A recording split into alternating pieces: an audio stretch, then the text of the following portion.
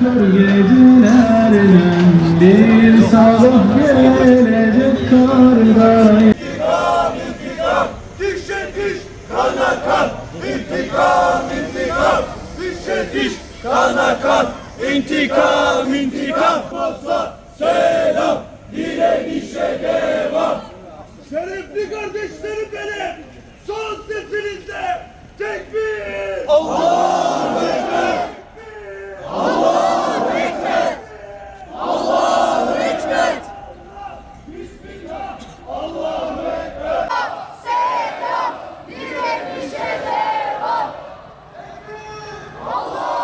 İntikam, intikam! Dişe diş, kana kan! İntikam, intikam! Dişe diş, kana kan! İntikam, intikam! Dişe diş, kana kan!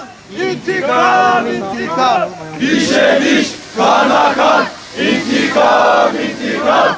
Dişe diş, kana kan! İntikam, intikam! Allahu Ekber! Allahu Ekber! Özgürlük, özgür kalacak! Tekbir! Allahu Ekber! Tekbir! Allahu Ekber! Tekbir! Allahu Ekber! ولا تحسبن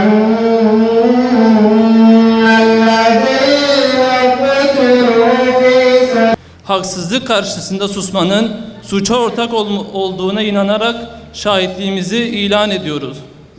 Bursa Teknik Üniversitesi öğrencileri olarak bizler sadece bir akademik camianın mensupları değil, dünyanın neresinde olursa olsun çiğnenen insanlık onuruna sahip çıkan vicdanın sesi olarak İsrail terör devletinin Filistin halkına yönelik hayata geçirmeye çalıştığı hukuk dışı idam cezasına, Doğu Türkistan'da yıllardır sistematik bir şekilde sürdürülen asimilasyon ve zulüm politikalarını, İran halkının temel hak ve hürriyetleri uğruna verdiği zorlu mücadeleyi ve Sudan'da iç çatışmaların gölgesinde açlık ve şiddetle boğuşan mazlumların çığlığını tek bir vücut olarak yüreğimizde hissediyor ve bu zulümlerin tamamını en şiddetli şekilde kınıyoruz.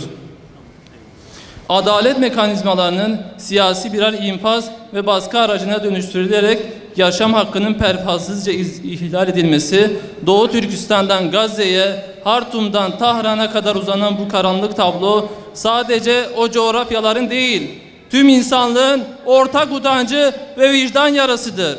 Bizler masum insanların kanı üzerine inşa edilmeye çalışan hiçbir düzenin meşruiyetini kabul etmiyor, uluslararası toplum bu sistematik katliamlara ve hak ihlallerine karşı ikiyüzlülüğünü ilan ediyoruz.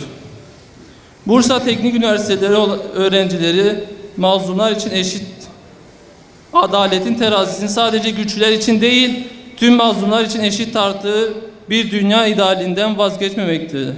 Filistinli kardeşlerimizin hürriyet davasını, Doğu Türkistanlı soydaşlarımızın varlık hakkı arayışını tavizsiz savunucusu olacağımızı, ezilmesine asla müsaade etmeyeceğimizi ve bu küresel adaletsizliğe karşı sesimizi her gün daha bir şekilde haykıracağımızı kamuoyuna saygıyla duyuruyoruz. Şimdi sizlerden bir anlığına sözlerime değil, şu an karşımızda duran tabloya bakmanızı istiyorum.